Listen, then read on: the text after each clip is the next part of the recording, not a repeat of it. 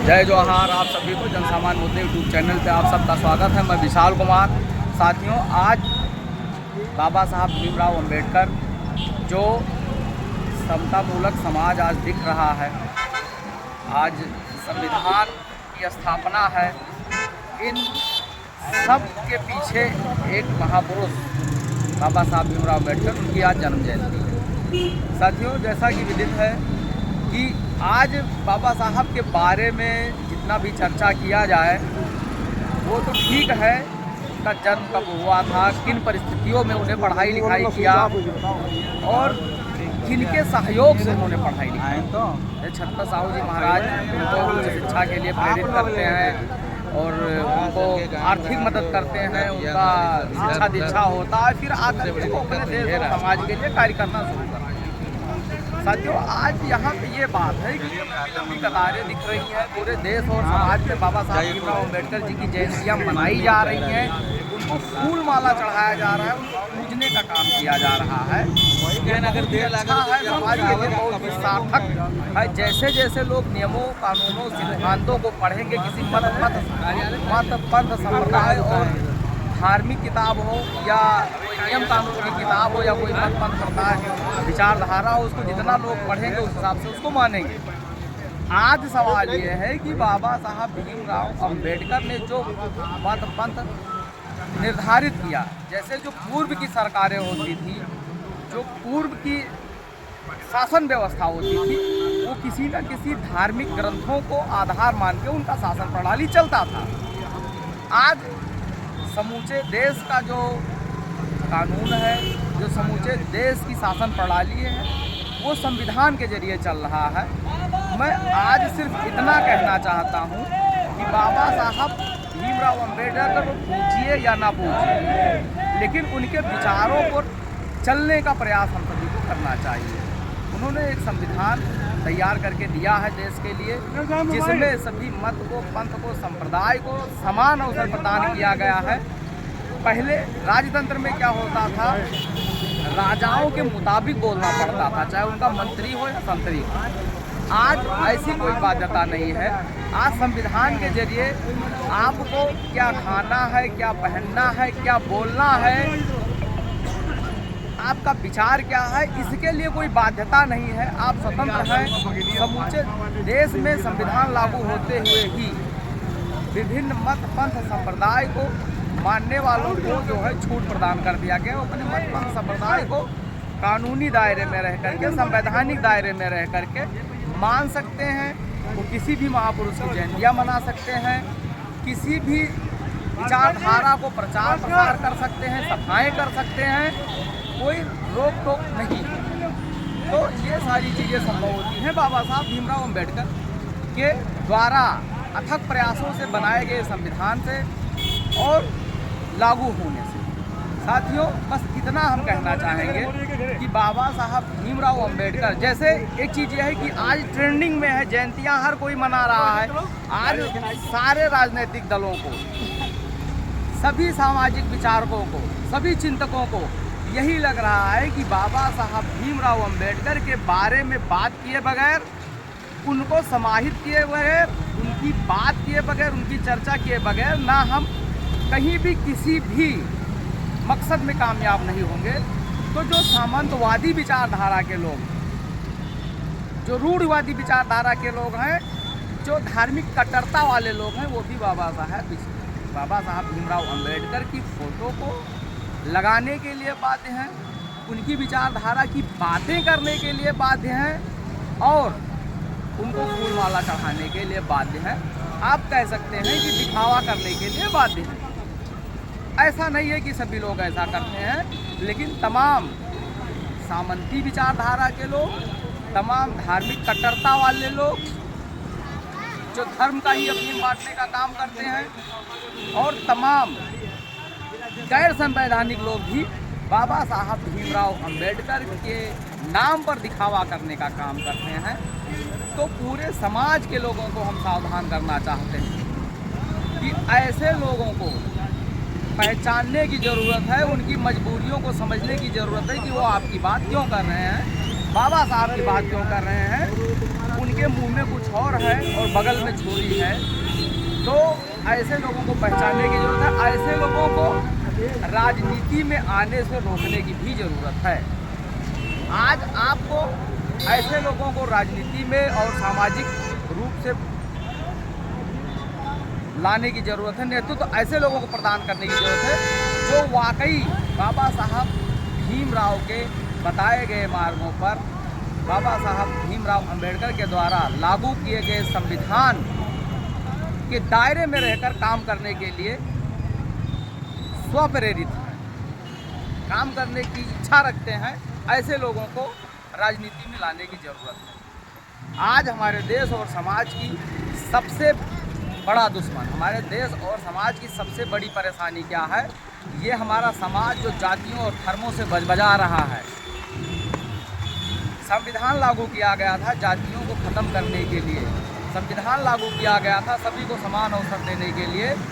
आज कहीं ना कहीं हम उन चीज़ों से भटक रहे हैं और फिर उन्हीं लोगों को सत्ता में ला रहे हैं। हम किसी एक पार्टी की बात नहीं कर रहे हैं, हम किसी एक सांसद विधायक की बात नहीं कर रहे हैं, लेकिन आज राजनीति में बहुत ही छल और कपट की चीज़ें आ रही हैं। आप किसी भी मुद्दे को लेकर के आगे बढ़ेंगे। शिक्षा को कौन बढ़ावा दे रहा है? धर्मांधता को कौन बढ़ावा दे रहा है? आज सरकारी कर्मचारियों की ही बात कर ली जाए, आज सांसद और विधायक चाहे पक्ष के हों या विपक्ष के हों, अपने सैलरी में 24% का इजाफा करते हैं। सरकारी कर्मचारियों को 2% का भी DA देते हैं, तो उसको बड़े बड़े पेपर में निकाला जाता है और कहा जाता है कि ये सरकार पे भार पड़ने वाला है। आज हम पेंशन की बात करें तो जितने भी सांसद विधायक हैं पुरानी पेंशन ले रहे हैं। सरकारी कर्मचारियों की बात आती है तो पेंशन देने के लिए वो उनको किसी न किसी तरीके से बरगला रहे हैं। ऐसे ही हमारे देश की जनता को भी तमाम बेबुनियाद मुद्दों में बरगलाया जाता है।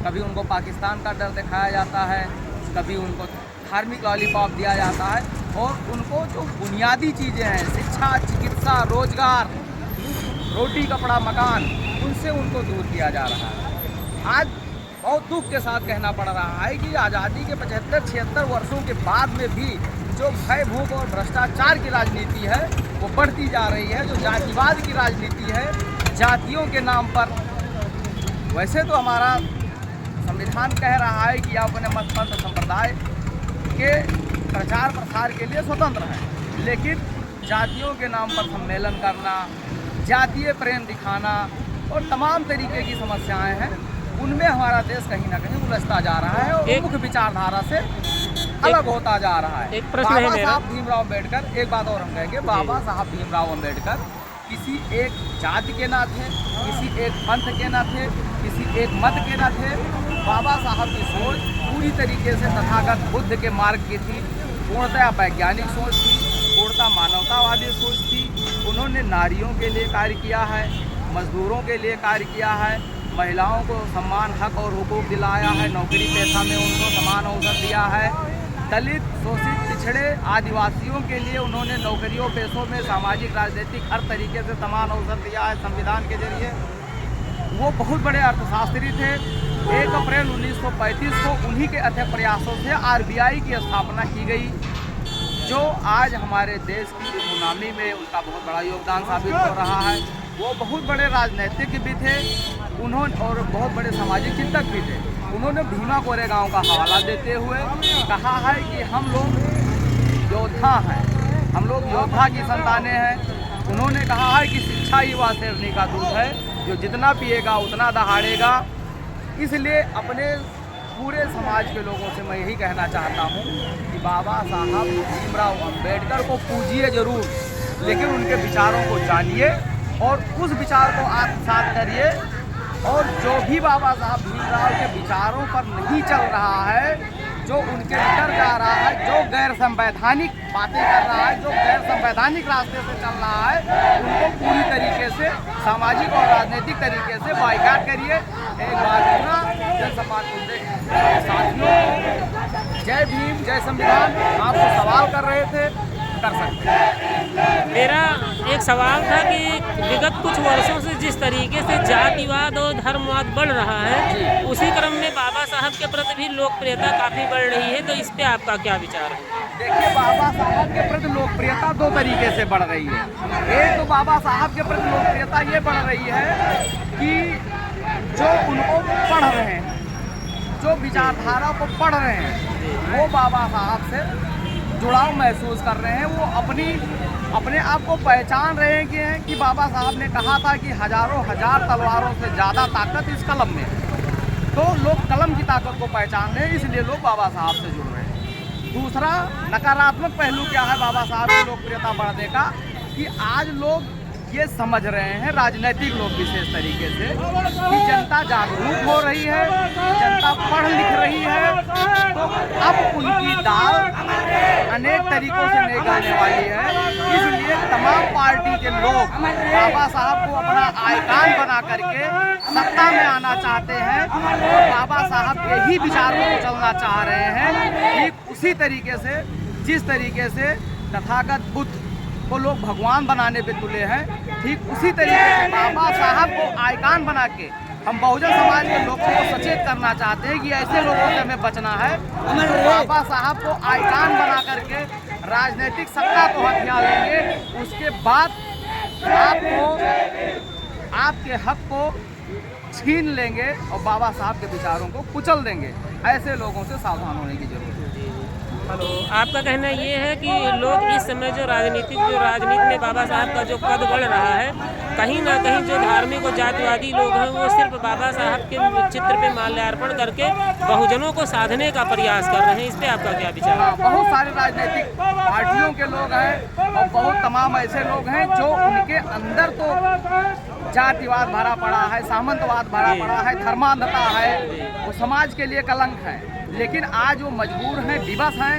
आप खड़े रहिए यहीं पे, आप स्वयं पहचानेंगे और देश के किसी भी कोने गली कूचे में चले जाइए, आप स्वयं ऐसे लोगों को पहचानेंगे कि कल तक उनकी बातें कुछ और थी, आज हवा रुख बदला है तो उनकी बातें कुछ और निकल रही हैं और सत्ता में आने के बाद उनकी बातें कुछ और हो जाती हैं, उनके पास अधिकार आने के बाद उनकी बातें कुछ और हो जाती हैं।